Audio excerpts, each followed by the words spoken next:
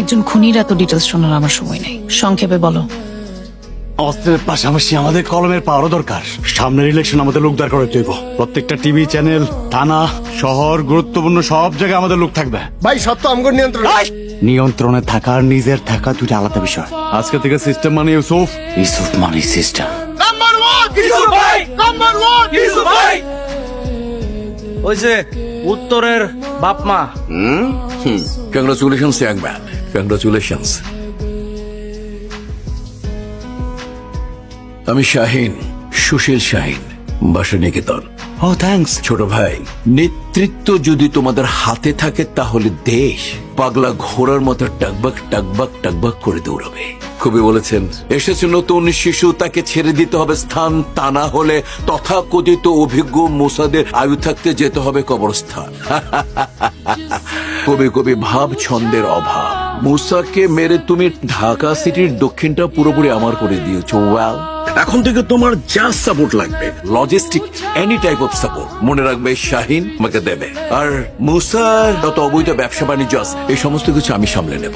আর এই ব্যবসার যত আয় হবে তার থেকে 30%, no no no no no 40% আমি তোমাকে দেব। আমি আবার অতিরিক্ত সুশীল তো কাউকে ঠকাতে পারি না।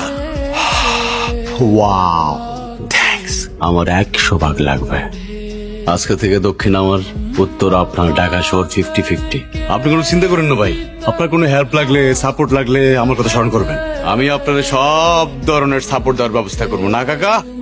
2 দিনের বৈরাগী ভাতরে বলে অন্ন। আমার বাপ দাদা ছিল গ্যাংস্টার, আমরা গ্যাংস্টার ফ্যামিলি, বনিদি গ্যাংস্টার। 2 দিনের ছেলে রাস্তা থেকে উঠে এসে ঢাকায় ঢুকে 50% দাবি। বাহ, চমৎকার। নাম শুনে কি মনে হয় ইউসুফ জুলখা?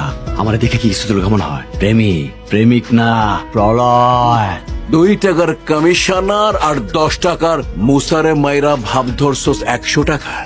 তোর মতো বহুত ইউসুফ আমি লুঙ্গিতে শুকায় ফেলাইছি। বিয়ের আগে জন্ম দিয়া রাস্তা ঘাটে হাসপাতালে ফালাইয়া দিছি। স্যার, আপনি এসআই ফরিদউদ্দিন? জি স্যার। মানে ইউসুফ সাহেবের বাবা? বসেন বসেন বসেন না। যে এসআই ফরিদউদ্দিনকে কেউ গণতো না, তখন আকবরে সালাম দেয়।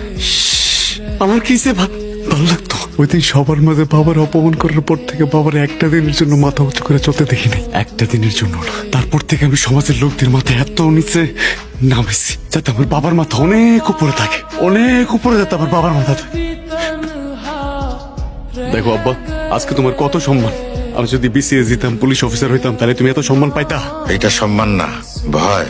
পেছনে সবাই তোকে ঘৃণা করে, আর বাপ হিসেবে আমার লজ্জা হয়। প্রত্যেকটা মানুষের পিছনে কেউ না কেউ ঘৃণা করে, তাতে কিছু যায় আসে না। আচ্ছা আব্বা, বাংলাদেশে জন্মগ্রহণ করছে, ভালো কাজ করছে, কিন্তু অসম্মানিত হয় নাই। একটা মানুষ জানতো পারবেন না দেখাতে।